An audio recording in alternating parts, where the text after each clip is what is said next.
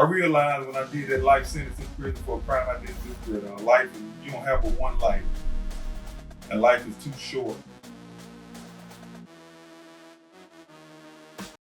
What's up, everybody? Welcome again to Life with Dontae Sharpe, Living is for everybody. I'm gonna bring y'all a special episode today with Miss Whitley Carpenter. We're coming together to give out information to our people about expungements and how to navigate through the criminal justice system. I get a lot of calls and contact from brothers and sisters in prison and out here in society wanting help and needing information. And we want to get as much information out as we can so they don't have to fight so long in the process to get freedom for their people. Ms. Carpenter? Hey everybody, I am Whitley Carpenter. I'm the Senior Criminal Justice Counsel and Policy Manager here at Forward Justice, working with Dontae. And I have, for about a decade, been working with people that have criminal records to try to help them address some of the collateral consequences, which I think me and Dontae are going to talk about for criminal records, and talk a little bit about what it takes to get your record cleared or some things you can do if you aren't able to get your record cleared after you've had some interactions with the criminal justice system. This is something that really bothers me since I did a life sentence for something I didn't do. I got exonerated in 2019. And since I've been home, I get a lot of calls, like I said earlier. It's just that it bothers me to see people left behind or see people get done any kind of way by the system. I'm not a lawyer. Never been to school to be a lawyer. I work with a lot of lawyers here at Forward Justice. So I know people that know people that know people, because I realize if once you get caught up in our system, you have to know people that know people that know people, really, because that's what it took to get me out. I don't know exactly how to get you out, but I know people that know people that know people that can get you out. And that's what Ms. Carpenter is here for. She's a lawyer. I've seen her work. She dedicated. Believe me, she's legit. Got a question. Collateral consequences, real life impact of having a record. Well, two questions: systems affected, jobs, housing, etc. What you think about it? Well, collateral consequences is what we call the consequences that you have outside of your sentence. So, when you go to court, you get sentenced, you might go to prison, you might have probation, you might have some fees, but people think that once you pay all that, you do all your time, then you're free and you can just go on about life. But the reality is you're not, because that record, it's like a scarlet letter. I don't know if you remember that book, but it just runs around with you for the rest of your life. So when you're trying to apply for a job, do you have a felony conviction? When you're trying to get housing, let me see your criminal record. When you're trying to volunteer at your kids' schools, it's like we got to run a background check. For certain volunteer opportunities, you have a background check. And so those are what you call the collateral consequences. One thing we talk about a lot here at Forward Justice, voting. Once you have a record and you're on probation, are you allowed to do that? You got to check that box when you are doing your ballot and you're registering to vote. And so those things follow you and can follow you really forever as long as that record is there. And so we look for, reentry resources to try to help people overcome those collateral consequences and things like fair chance employment and things like that to get over that. But the ideal situation is that you can clean your record. And I think we'll talk a little bit about that too. I was thinking, because I experienced that too. When I got out, I do have a felony drug conviction, assault or two, I think. I went through it. I don't think it was because of my felony. I think it was because of the notoriety of my case in my hometown. I remember I called a furniture store to cut it short. I called a furniture store about a job and I filled it out online, and I called the store, and the lady, when she heard my name, she hung up. But I thought the phone just cut out because I just, learned about these phones and stuff. And so I called it back. And when I called it back again, and I said my name, they hung up again. So that's when I knew they probably didn't want to be associated with me with all the drama, So a lot of people don't really care and don't want to be affiliated with an ex-con, especially somebody that got a little reputation or notoriety. I got some more questions right here, you don't mind. I ain't gonna hold you long. I know you're a busy attorney, not lawyer, but attorney or counsel. Second chance, reality. What people think or what's real, ongoing barriers after release. What do you think? I think that people think that once you have served your time in court, then it's over. You can just go on back to regular life. But I think that's because people have not experienced it. They haven't lived a life with a criminal record. And until you do, or you are close to somebody that does, you don't understand all of the barriers that continue to come up. And we talked about it. A job. You need a job in order to be successful in the world. And, we talk about people going back to prison or going back to the system, and you have to make a way for people to be able to do right. You know, our longtime partner, Dennis Gaddy, always said, if you make it hard to do it right, you make it really easy to do wrong. And so we got to give people the opportunities to get jobs, to get housing, to get education. Those are social determinants of health, right? And so we got to give them the opportunities to do those things correctly, because that record will get in the way of all of those things. What you think? That's all I do is think one thing about it. You know, I can't help it. You know, that's going through it.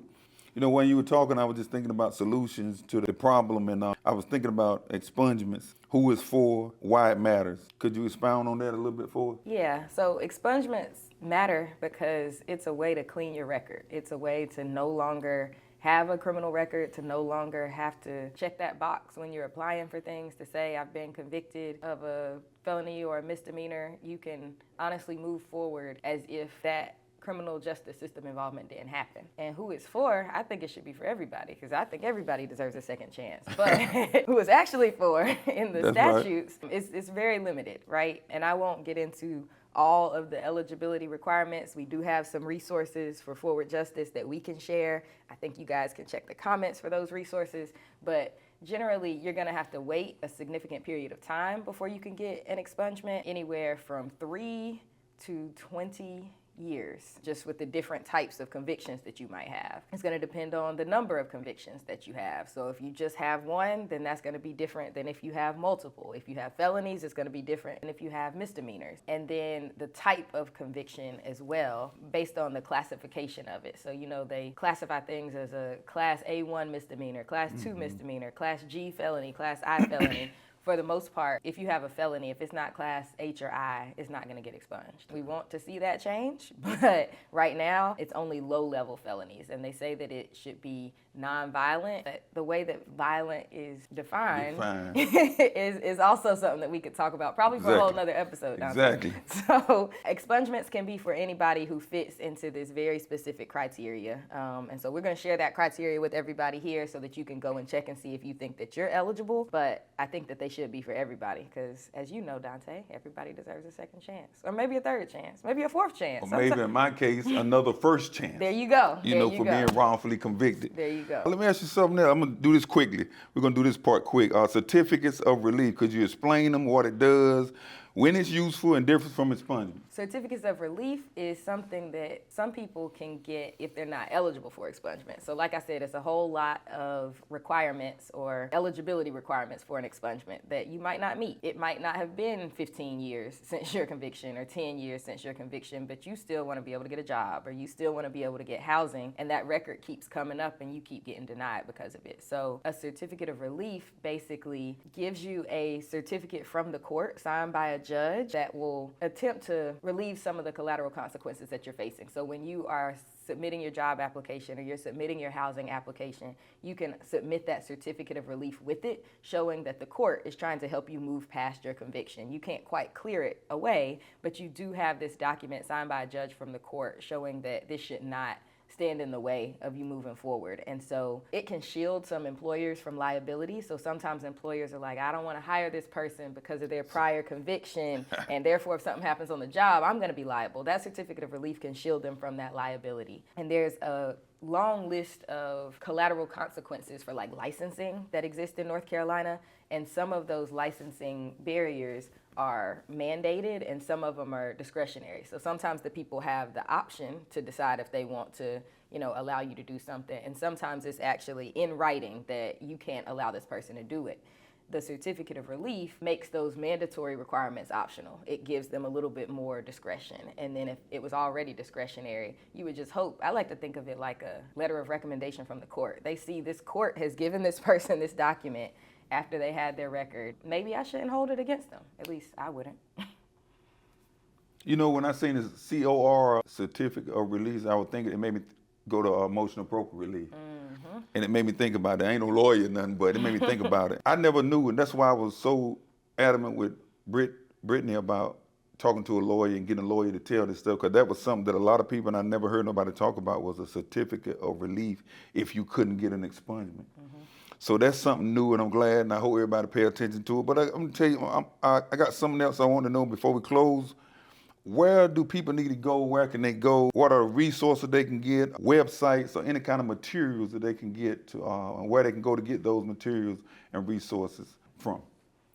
So I believe that we are going to have a link to the resources we talked about, expungements and certificates of relief guides, so that you can understand your eligibility and what they are and how they work, linked in the chat of this video. And those are also going to be housed on the Forward Justice website so that you can access them there. I also really encourage anybody that has a criminal record coming home from prison to get involved with your local reentry council. A lot of times they'll have resources. I know that we work with reentry councils a lot too, to share these resources that we have, and that should address not only the criminal record clearing, which we're talking about, but if you can't get your criminal record cleared, or if you can't get a certificate of relief, what are some of the options for you as it relates to housing, as it relates to jobs, as it relates to trades, and kind of getting in opportunities for yourself.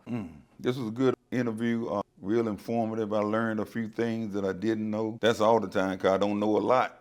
Definitely not in the legal space. A lot of emotions went through me when you were talking, and as we were sitting here discussing, and I got a lot of deep bonds with people that fought with me, even you, when I first got out, she came in my mama's house. I was sitting there, just like head up high, I remember what she had on. She had like a white shirt, button down with the black, looked like a lawyer for real, attorney.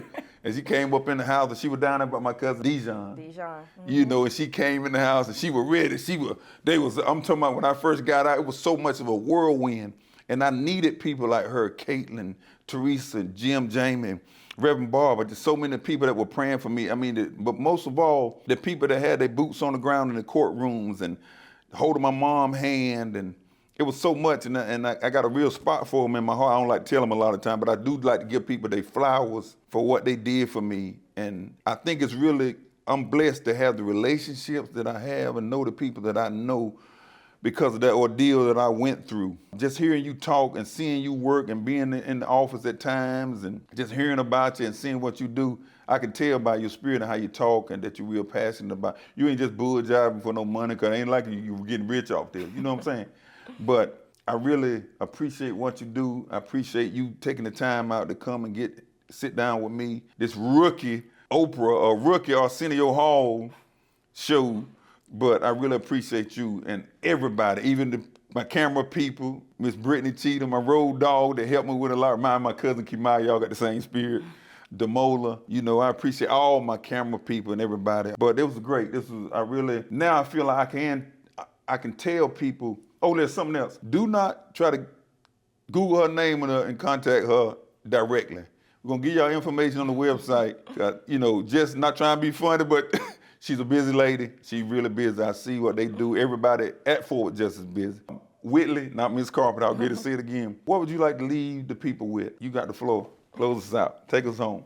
I don't know about taking us home, but really just thank you for having me here, Dontae. I'm honored to be a part of your show, and when you reached out about doing this, I'm like, well, I hate cameras, but I got to do it because it's so important, right? And that's why I'm doing this work, because second chances are important.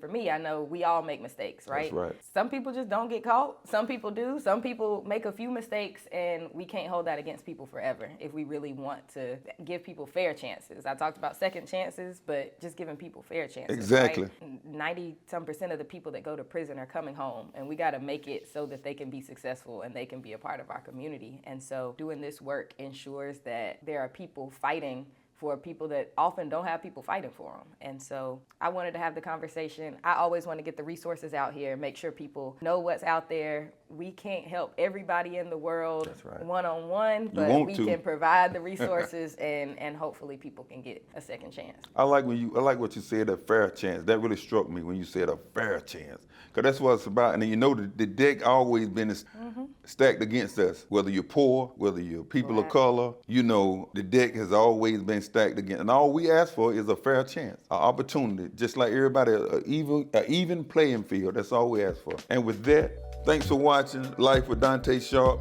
Living is for everybody. Remember to like, share, and subscribe and comment if you received anything from the video today.